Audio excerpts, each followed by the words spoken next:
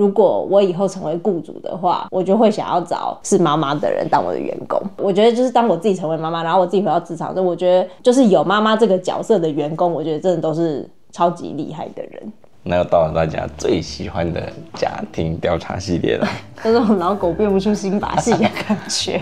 而且这个家庭调查系列的名字取得有烂，很白话，不能再更直白了。对，我也想不到更好的说法了。没关系，就这样吧。可以的。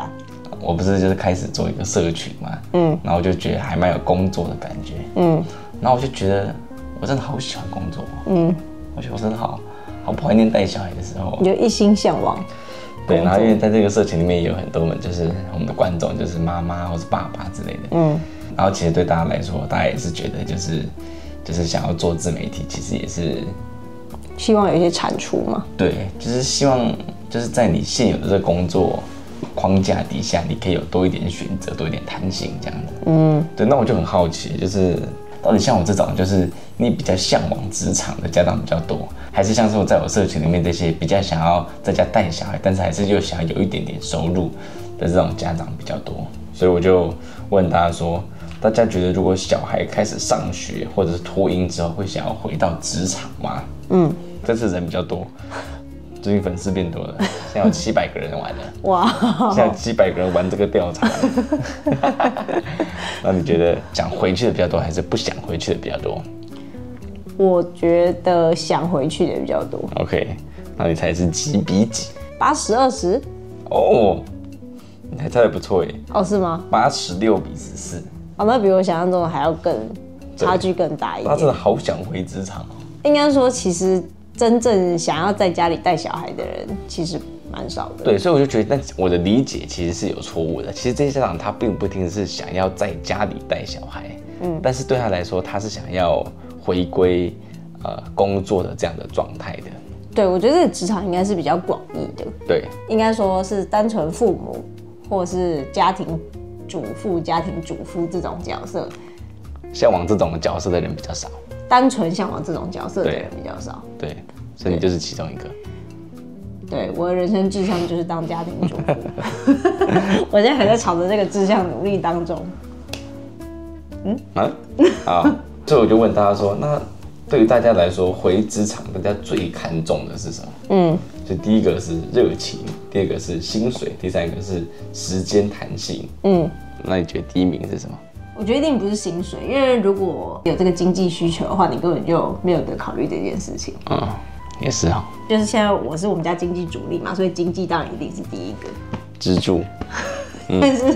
但是撇除经济的话，那我觉得就是时间弹性。就是当我在选择一个工作的时候，以我的职业来说，工作上面的薪水不会差到太多。那我觉得我会追求的就是时间弹性。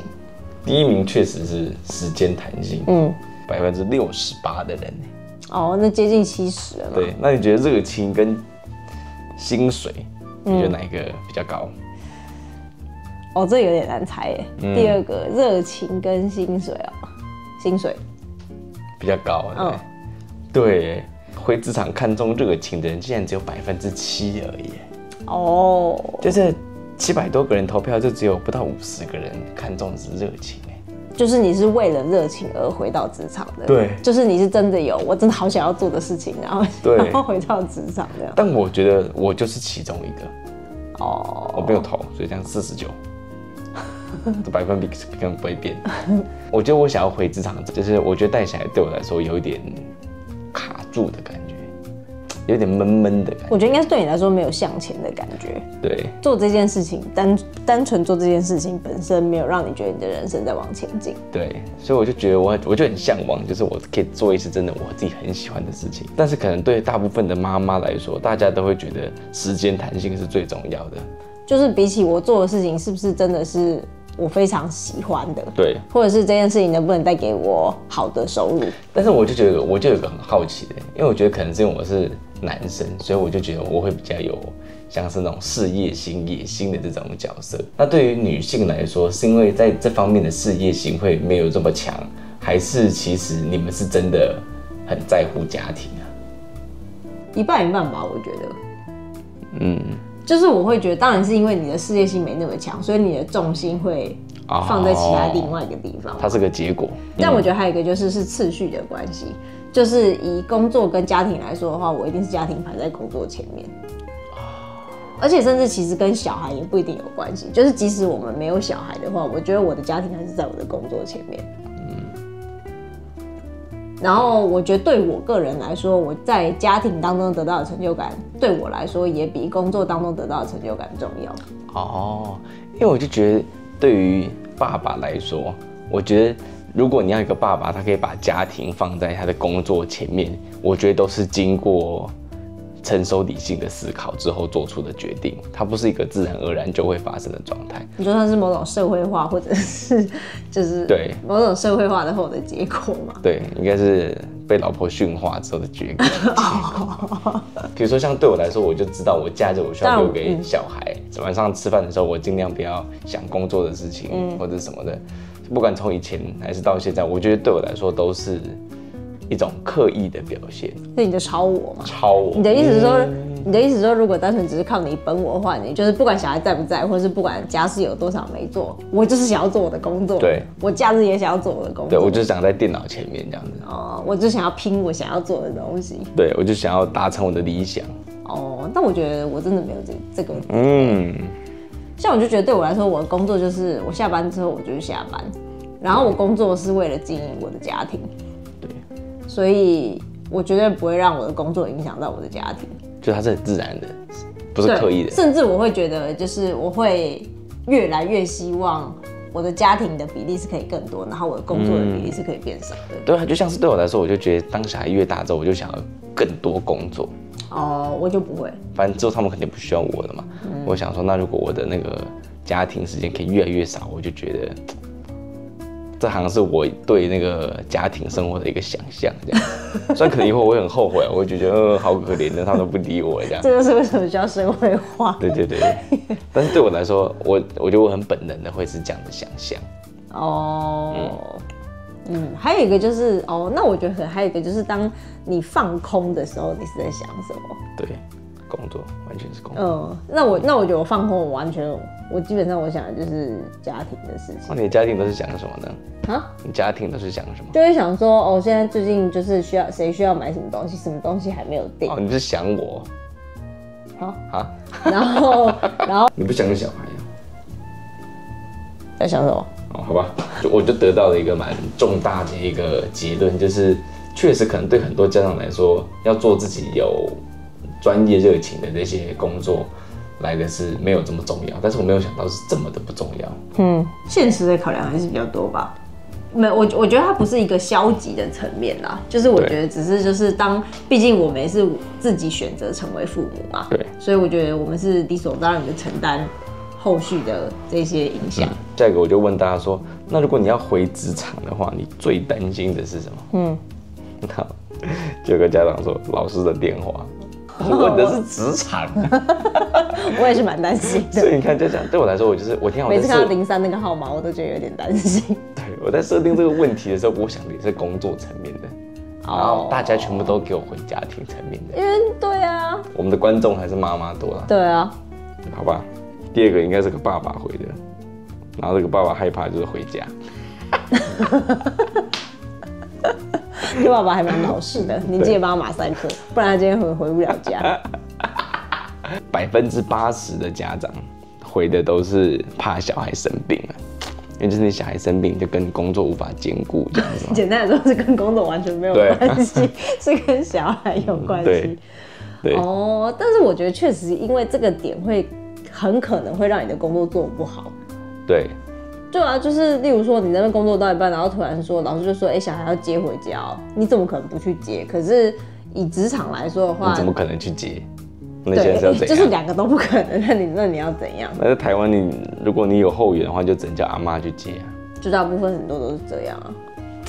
真的是还蛮多人提到就是能力的问题。就你可能是需要重新适应职场的环境的。现在的职场的状况是怎么样？然后你回到同一个公司，那你业务会不会改变啊？你的主管会不会改变啊？对，这些其实都是很未知的事情。这样，对我觉得跟产业还蛮有关系的。就是特别如果是一些就是需要很跟得上时代的那种产业的话，我觉得确实会还蛮令人担心的。对啊，那你觉得，但其实你就是一个2度就业的妈妈，对啊，那你适应的怎么样？我觉得我适应的还行吧。但你算是2度就业很成功的，是吗？不是吗？我能不成功吗？可以啊，怎么样叫很成功？你会怎么样定义叫2度就业很成功？就你好像不会觉得很痛苦。我很痛苦啊。哦，你痛苦不是那种痛苦。对，因为其实像是有些这样，他们就会害怕说跟同事可能会聊不来啊，然后你心思就会在小孩身上啊。就是我觉得我有2个心得，就是我觉得第一个就是因为其实我现在我大部分的同事都比我年轻嘛，当然也有少数几个是。也有小孩，然后小孩比我们家小孩要再大一些的，因为我们家小孩真的算蛮小的。但我大部分的同事其实都比我年轻，甚至是我是在一个多元文化的工作环境，所以然后是讲英文的嘛，所以我觉得无可避免。我觉得对我来说，我需要接受我的身份跟他们是不一样，然后我的人生阶段跟他们是不一样的，然后你关注的事情都跟他们不一样。对，我就承认这件事情。可是我觉得其实没有不好，就我觉得反而我可以很自在的做我自己，就是我也觉得我也没有一定要就是要很跟我的同事分享哪些层面什么之类的。然后我觉得有一些他们没有办法加进的话题，我觉得我也没必要硬要加入。但我觉得反而就是我接受这件事情之后，我反而蛮自在的。因为他们也知道我是一个妈妈，然后他们也知道就是我的家庭生活是这样，然后他们晚上要约去打羽球，我就是没有办法跟这样子。他们会看你的影片，我同事有看我的影片，所以我们的影片才开始加英文字幕，是为了我的同事的关系。对，不用谢了。对，但是我就觉得其实说实在，我觉得在以职场来说，我觉得这不会到很影响职场的关系。就是我跟我同事的关系，老实说，我觉得就是会跟你合的人，我觉得还是会跟你合；不会跟你合的人，还是不会跟你合。我觉得不用想太多。然后我觉得第2点就是我的心得，就是当我自己成为妈妈，然后我返回职场之后啊，说实在，我真的觉得，如果我以后成为雇主的话，我就会想要找是妈妈的人当我的员工。我觉得就是当我自己成为妈妈，然后我自己回到职场之后，我觉得就是有妈妈这个角色的员工，我觉得真的都是超级厉害的人。就是我觉得不管我们是在我们的时间管理上面，然后在运用我们的各种资源，然后在拼命的这种程度，我觉得跟原本的我比起来，我觉得都是另一个等级的。因为可能以前你没有小孩、没有家庭的时候，你就是上班就是订个饮料啊，这样子舒舒服服的这样子。应该是说，我觉得整体的那个能量，我觉得是蛮不一样的。而且我觉得人生观也很不一样。对。就是我觉得其实你的目标是很明确的。对。我上班的时间我要怎么运用我的时间？因为我下班之后，就是我有我的家庭需要照顾，然后我假日的时候我的家庭需要照顾，所以我上班的时候我需要很好的准备好我自己，我需要妥善的运用我的时间，然后我赚到这笔钱之后，我的钱要拿去哪里？就其实我觉得我们都是想蛮多的，然后并且想的蛮清楚、蛮有目标的。觉得真的比起我在我们可能结婚之前，然后或是刚结婚，就我觉得那时候的工作状态，我觉得对我来说是有蛮不一样的地方。确实，我也觉得没有小孩的时候工作都觉得偏废的感觉。就是说实在，你就很可以浪费时间嘛。然后你现在做不完，你晚上还可以做啊。对哦。对，我真的觉得成为父母之后，我觉得时间管理，然后你的体力的管理，甚至你管理你自己的健康，我觉得这一些部分，我觉得我都是更有意识的在做这件事情。人的潜能是可以逼出来的，我们是新人类的。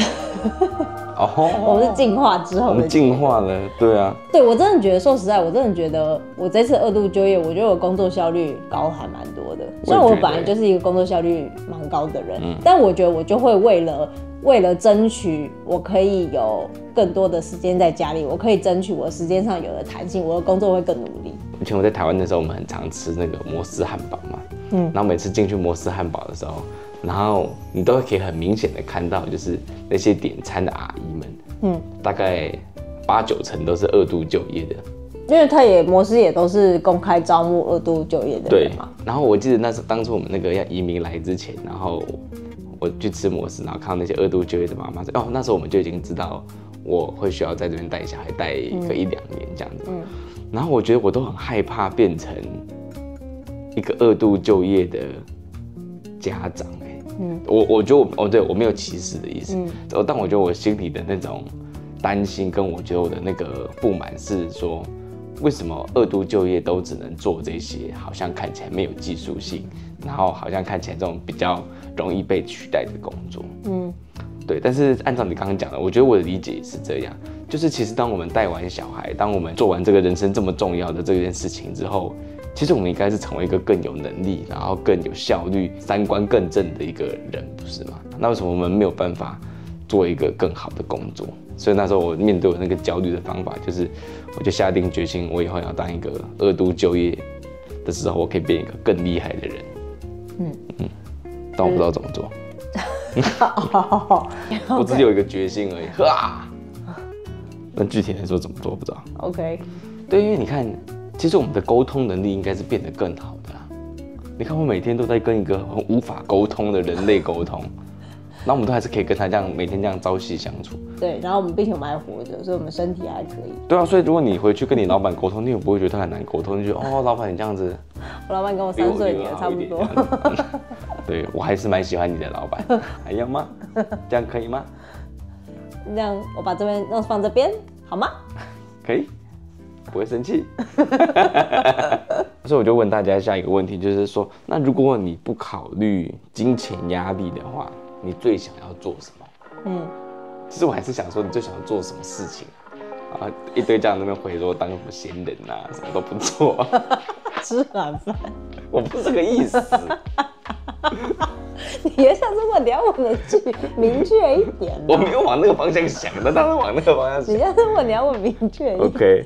对，那么你原本你是要问什么？我知道呢，如果你们不考虑经济压力的话，那你会想要做什么工作啊？你的热情是什么？对啊。就大家就给我回什么闲人。他最想要就是什么都不做啊。还有一个爸爸这边给我回要当 F1 车手，哇，不是这个意思。不是说你做梦啊。现在小学的时候讲我的梦想。对。我的志愿。然后还有一个妈妈回说，月中住好住满，住到小孩上小学。然后当然也有很多人就是说带小孩到处玩啊，到处体验生活、旅游啊之类的。所以我不是这个意思。其实都问的都不是跟工作相关。但是没关系，对啊，这样很好啊。对，大家回答那个问题就是说，如果我中乐透的话，你想要做什么？可是我觉得我对于大家的回答会有另外一个解读。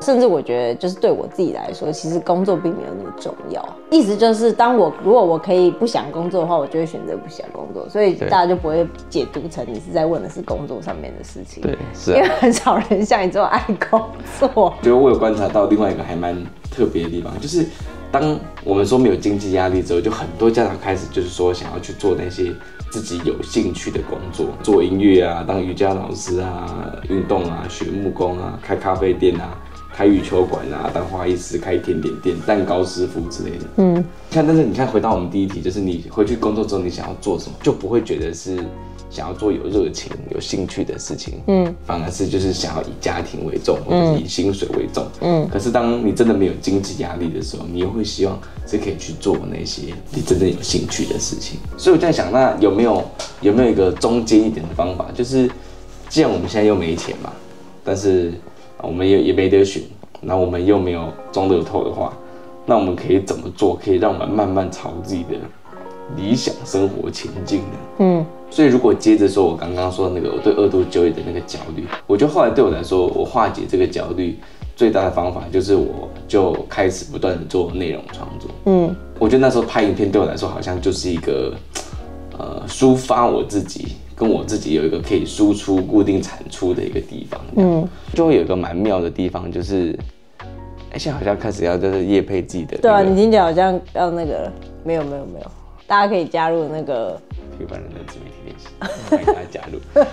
但是没有，但我觉得我就会有一个很妙的地方，就是说那时候我就会觉得，反正我就先拍影片，对，那可能这时候会有广告收入，那就有一点广告收入，那或者是如果没有广告收入的话，那至少我可以透过每拍一部影片，我就越来越知道自己喜欢什么，那会不会其实拍影片本身、剪影片本身也是一个能力呢？我觉得重点就是第一个就是说，你需要去找一件你可以慢慢累积的东西。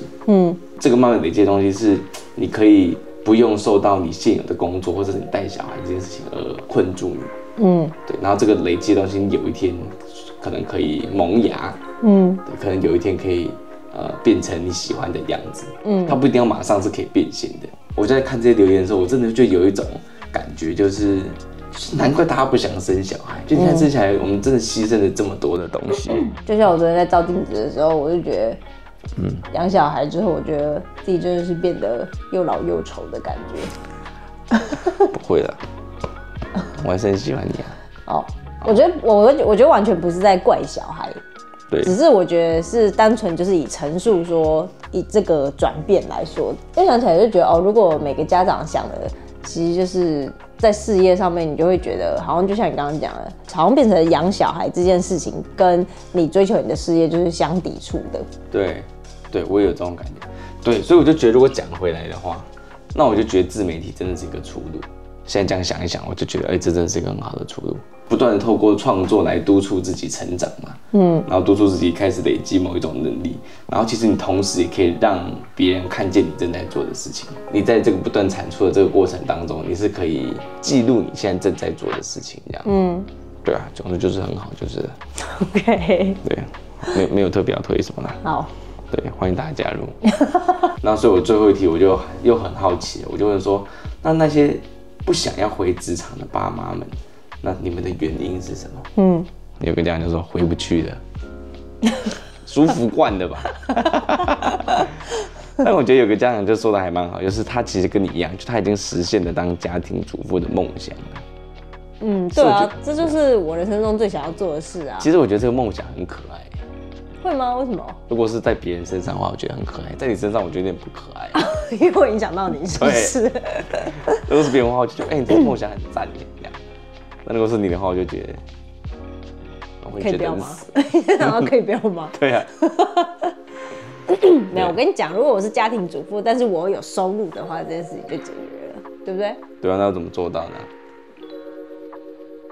有一个家长讲得很好，就是说，如果他去上班之后，就会打乱目前维持的很不错的一个平衡，这样。我觉得我之前也会这种感觉，就是我觉得家里有任何一个人开始一个什么工作，其实都是全家都是超大的变动。我们生活就是有种卡得刚刚好的感觉。对，你就很像在玩那种益智游戏，就是它已经是全部卡得刚刚好了。然后所以如果再多一个怎样，或者你的某一个东西要换一个方向的话，就是全部的人大家都要动，就是重新玩一次益智游戏这样子。对，你到时候要重新打乱，然后再重新把它排好，这样的那种感觉。对啊，最后一个家长他就说，没减完的肥继续减回去职场。虽然这次家庭调查那个有点出乎我的意料，大家的回答。我觉得我们之后还是可以做那个，觉得养小孩对你来说，对你人生正面的影响。那可能3岁以前跟3岁以后的家长会不太一样。那还是可以，你可以问，就是那我觉得还是那可能跟白天问晚上问有差，因为白天小孩不在身边，所以你会想到很多小孩美好的事情。那你就要白天问啊，对吧？可是像我现在就是刚带完小孩，又骂人了。